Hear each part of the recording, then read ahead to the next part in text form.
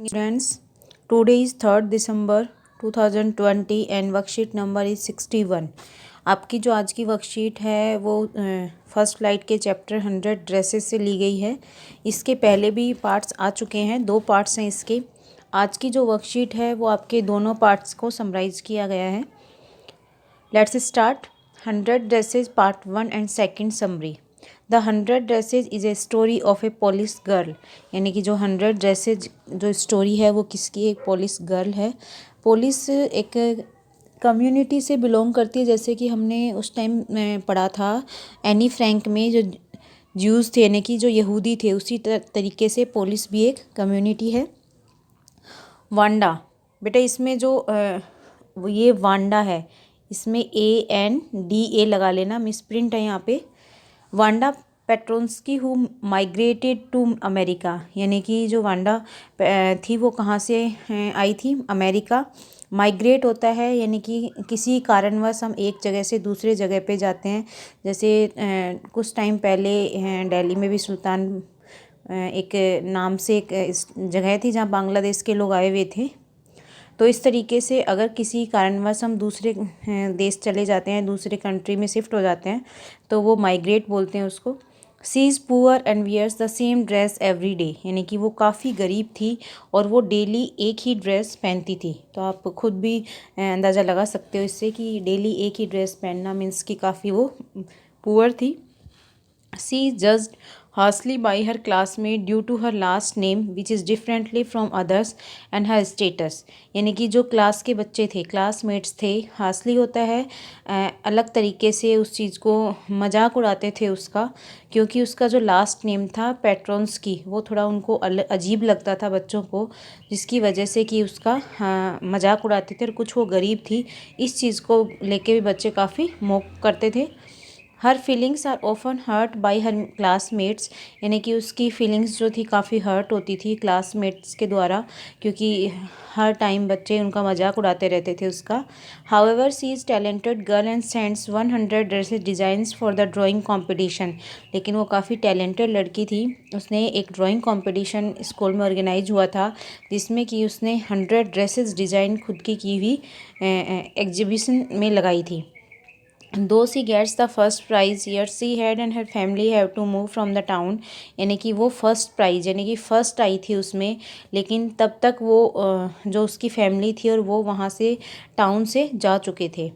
C and her father leave a letter is to the teacher and her classmates, यानी कि लेकिन जो उसके पापा थे और जो वांडा थी, उन्होंने एक लेटर उसके टीचर को दे दिया था, यानी कि वो गिफ्ट नहीं ले पाई क्योंकि पहले ही जा चुकी थी वो। लेकिन वो हमेशा बोलती थी कि मेरे पास 100 ड्रेसेस हैं, और हमेशा जो बच्चे थे उनको वो अगर उसका मजाक उड़ाते थे तो उस टाइम वो बोलती थी कि मेरे पास 100 ड्रेसेस हैं।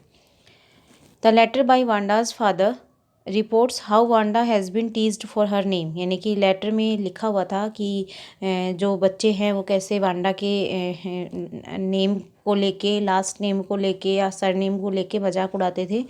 वांडा वापस से बेटा मिसप्लेस है यहाँ पे, वांडा है, ए लगा देना यहाँ पे लास्ट में।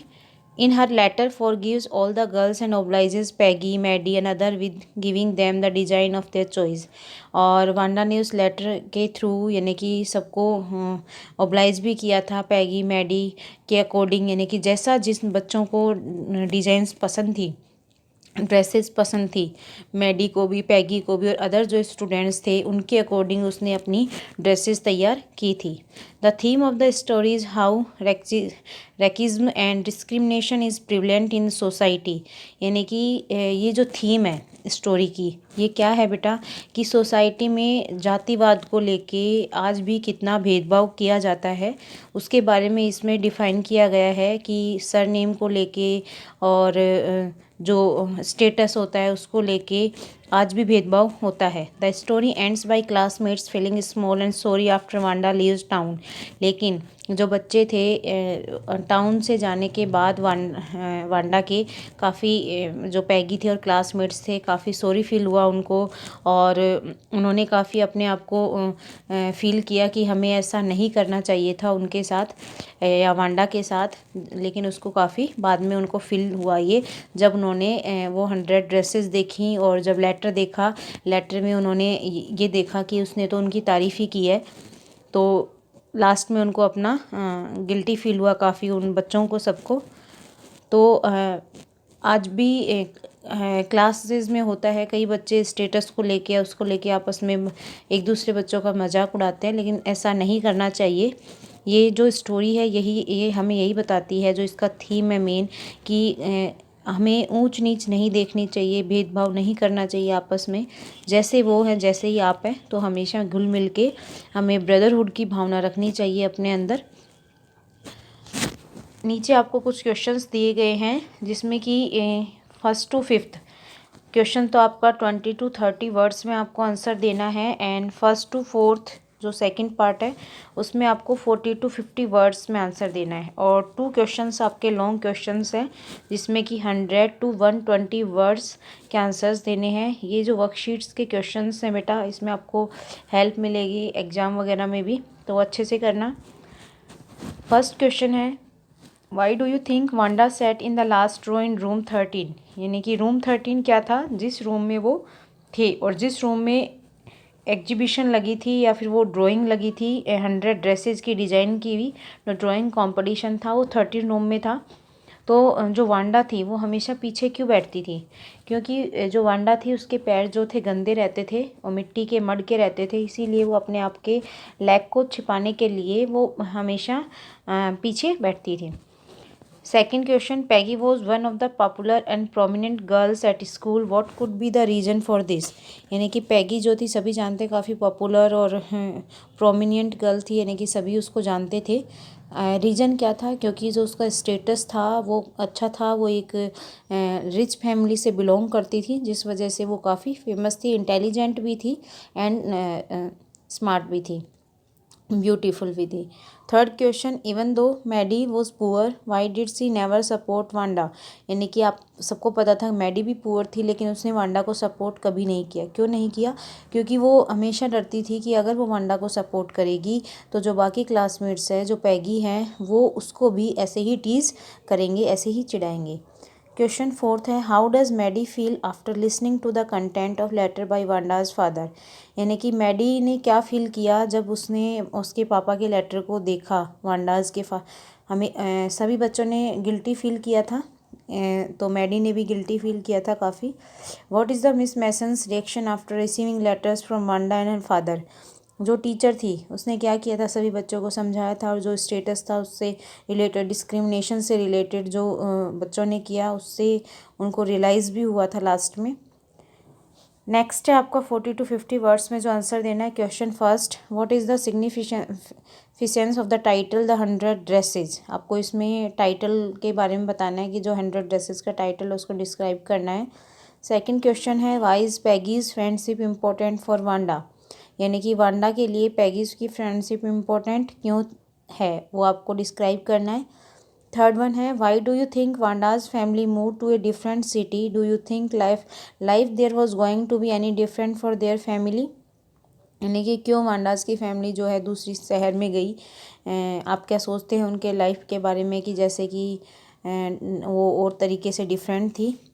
क्वेश्चन फोर्थ है, why do you think Wanda give Maddie and Peggy the drawings of the dresses, why are they surprised. यानी कि क्या आप सोचते हो कि जो वांडा ने मैडी और पैगी के लिए जो ड्राइंग की ड्रेसेस जो दी थी, एंड वो क्यों सरप्राइज हुई उसको देख के, ये आपको अच्छे से पता है। एंड क्वेश्चन फर्स्ट है, Maddie's silence was as a bad as Peggy's teasing, comment keeping in mind how discrimination spreads and affects people. आपको बताना है कि जैसे कि मैडी हमेशा चुप रहती थी, पैगी जब भी उसको चिढ़ाती थी या जब भी क्लासमेट्स उसको चिढ़ाते थे, तो आपको बताना है कि जो ये जातिवाद होती है ये फैलती है, इसके लोगों पे क्या इफ़ेक्ट होते हैं, लोग कैसे उससे प्रभावित होते हैं उन चीज़ों को डिस्क्राइब करना है इसमें।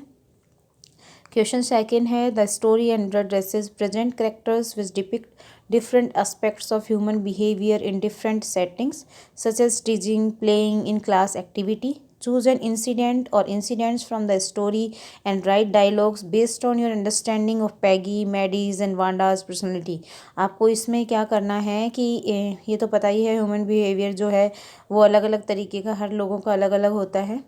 तो इसमें आपको कोई भी एक इंसिडेंट पिक करना है इस स्टोरी में से या अपना कोई भी, और उसमें डायलॉग्स लिख के और आपको बताना है जैसे पैगी, मैडीज एंड वांडा की पर्सनैलिटी के बारे में, तो उसको पूरा डिस्क्राइब करना है आपको।